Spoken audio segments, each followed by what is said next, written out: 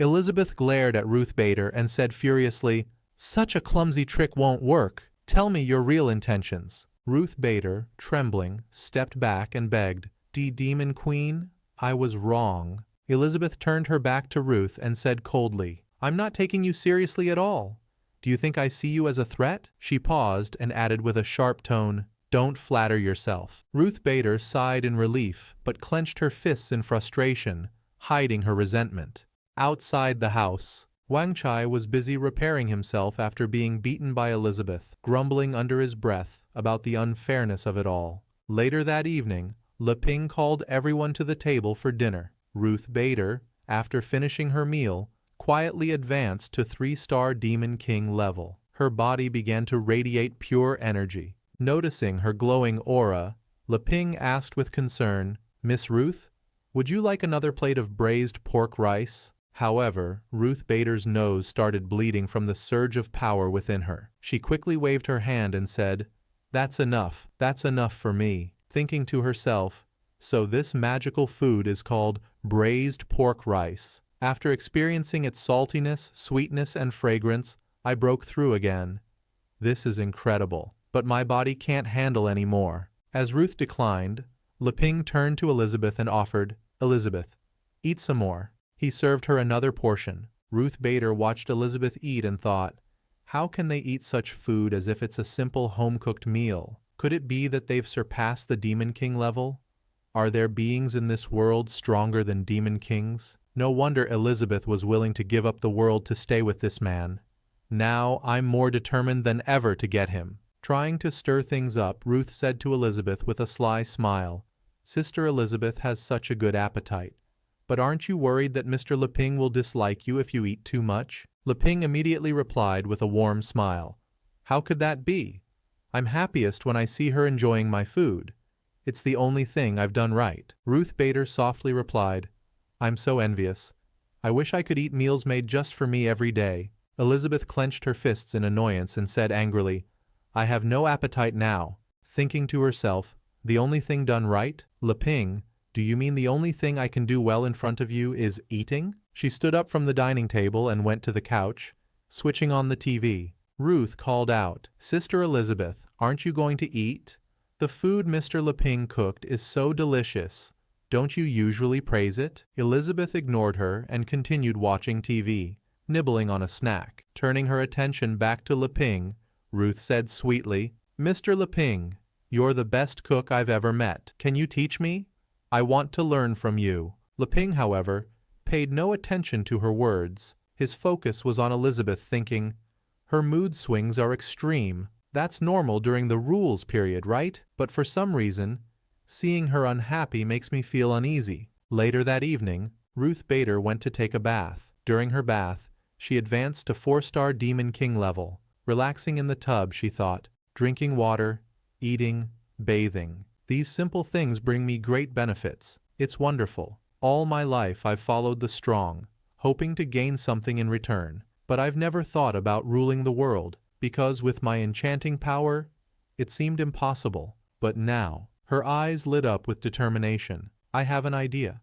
I'm sure I can do it. As long as I get this man, I can have the whole world. From now on, I have only one goal, to win Le Ping's heart. For that purpose, I must give up on my past self. She called out from the bathroom, "Mr. Le Ping, could you bring me some clothes?" Surprised, Le Ping asked, "Miss Ruth, did you just call me?" Before Le Ping could grab clothes for her, Ruth walked out of the bathroom wrapped in a towel.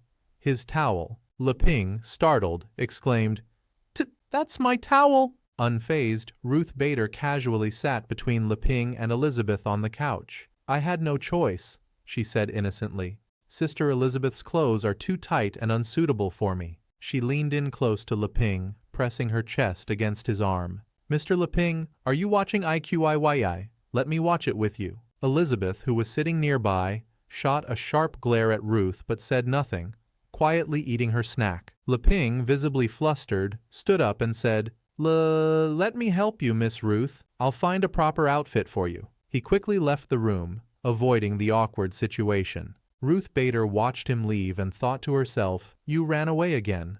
However, she smiled confidently. "It doesn't matter. There will be plenty of chances. As long as I keep attacking, you'll eventually be mine." As she plotted her next move, Elizabeth suddenly materialized behind her, her shadowy hand clamping tightly over Ruth's mouth. Furious, Elizabeth stood before her, her eyes cold. "Originally, I planned to lie down and ignore a minion like you." Ruth Bader, terrified, tried to mumble an apology, but her mouth was blocked. Elizabeth continued, her voice laced with disdain. "However, I've changed my mind.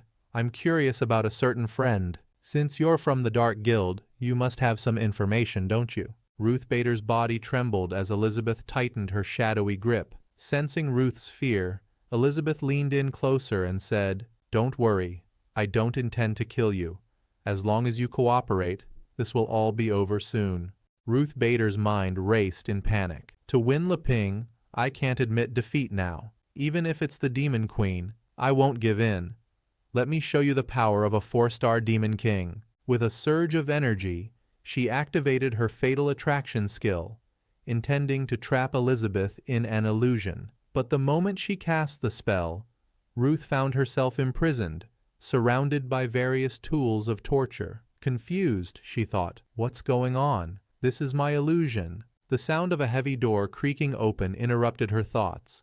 She turned toward the noise and saw Elizabeth, dressed as a prison guard, holding a whip in her hand. Panic filled Ruth's eyes. "What's going on?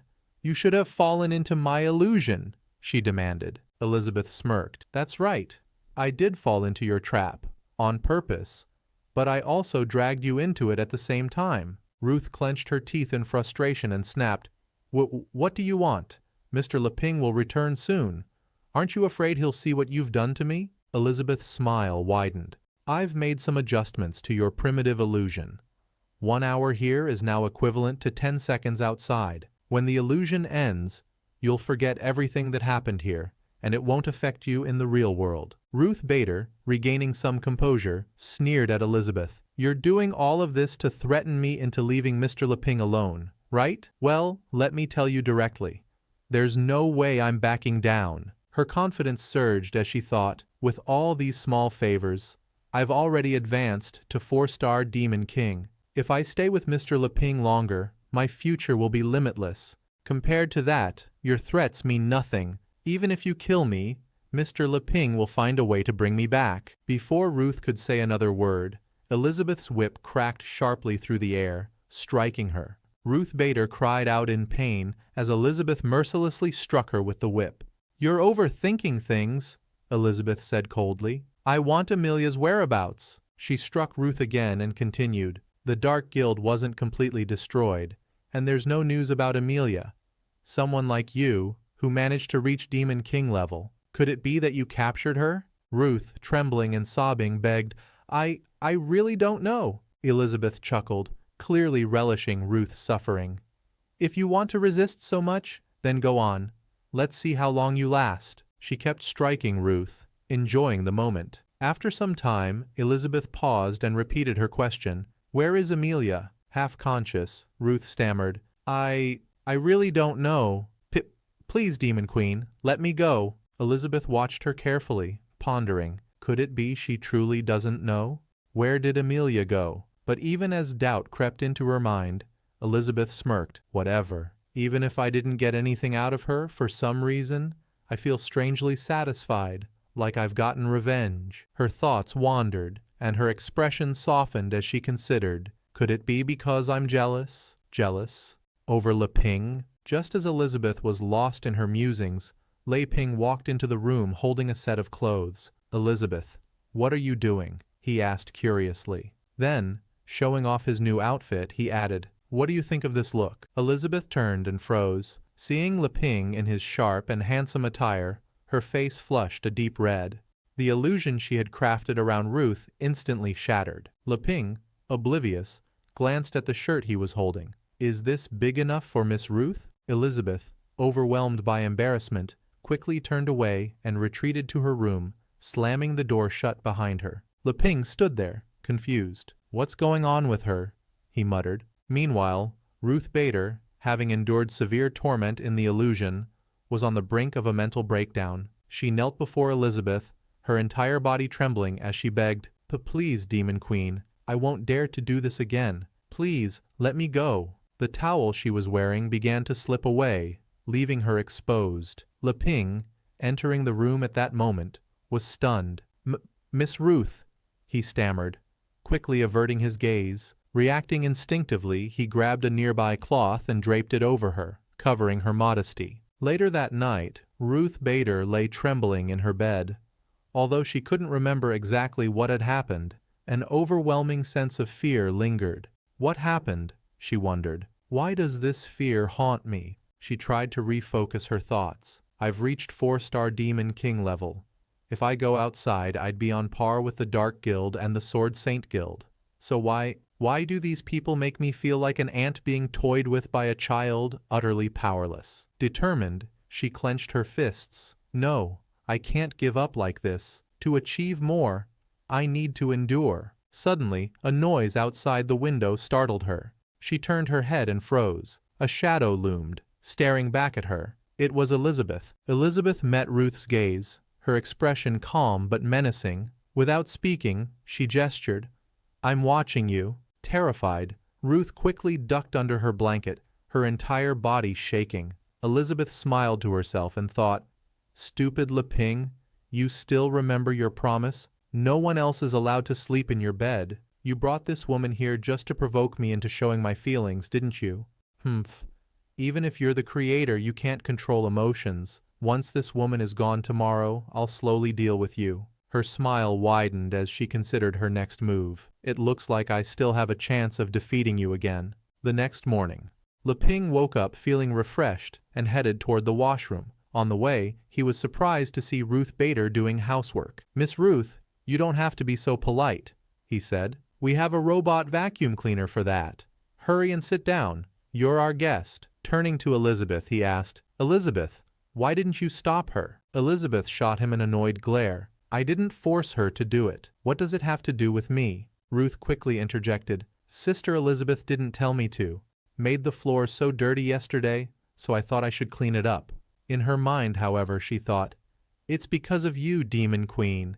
You've been sitting there watching me since early morning, making me so uneasy I had to do something to prove myself. Leping sighed and said gently, Miss Ruth, get up. Don't worry about such small things. Ruth looked at him gratefully. Thank you, Mr. Leping, for being so kind. Leping smiled. No need to be so polite. I'll make you breakfast after I wash up. From behind, Elizabeth's expression darkened as she clenched her fists. Standing abruptly, she pushed Ruth aside and marched toward Leping. It's just mopping the floor.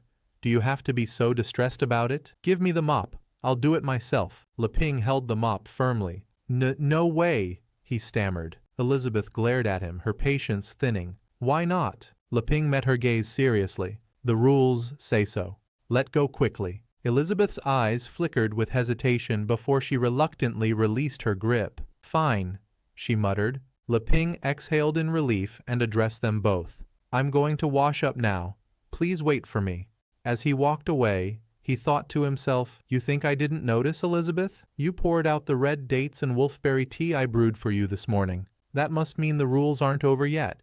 Do you have a stomachache? Mopping the floor is probably just impulsive behavior caused by discomfort. How could I let you harm yourself with cold water? After Leping left, Ruth glanced at Elizabeth and said hesitantly, Mr. Leping thinks the same. Sister Elizabeth, you can't be so mean. Elizabeth's eyes narrowed dangerously. Remember this. You're leaving today. This is my last mercy. Say another word of nonsense, and I'll annihilate you where you stand. Ruth's entire body went cold as the oppressive aura weighed down on her. She quickly apologized, stammering, I'll be leaving soon. This horrible feeling of oppression, Ruth thought, it's suffocating. Mr. Leping truly is a treasure, but this evil dragon guarding him is someone I will never be able to defeat. It's better to quit while I still can. Sometime later, Leping, fresh from his bath, fried some eggs and cooked a pot of noodles. Setting the table, he announced, Today's breakfast is egg noodles. Ruth Bader hesitated before eating, glancing nervously at Elizabeth. Sister Elizabeth, may I? Elizabeth shot her an irritated look. Eat quickly so you can get on the road. Scared, Ruth began eating, thinking to herself, this dish won't help me much at 4-star Demon King level.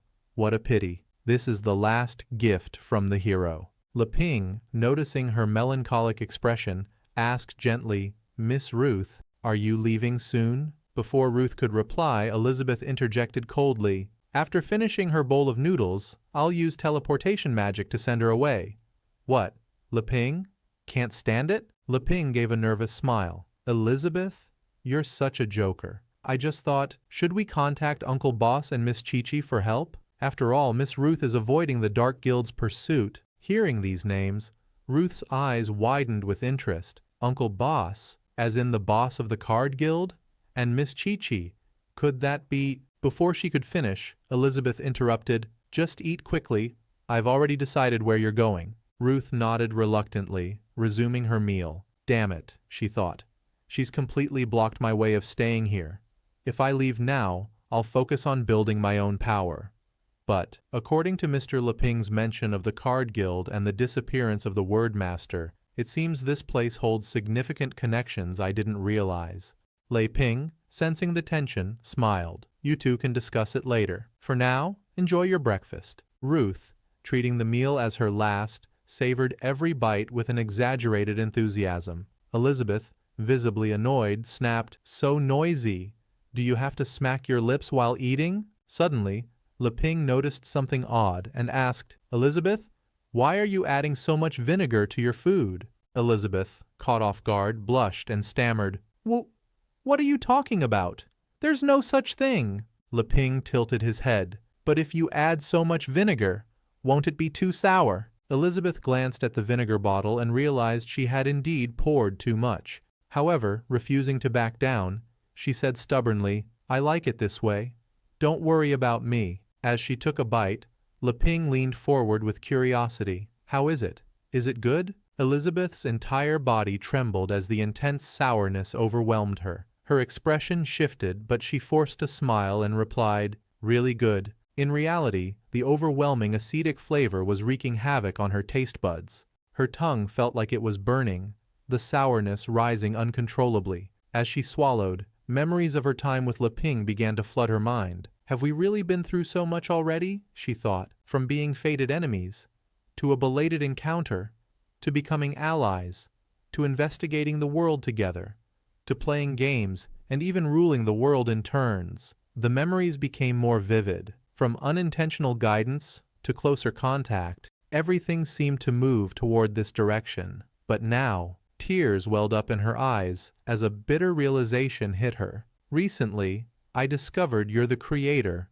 someone I can never catch up to. In your eyes, I'm no different from anyone else. Your kindness towards me feels so genuine. She gripped her chopsticks tightly, her body trembling. Do I hold a special place in your heart?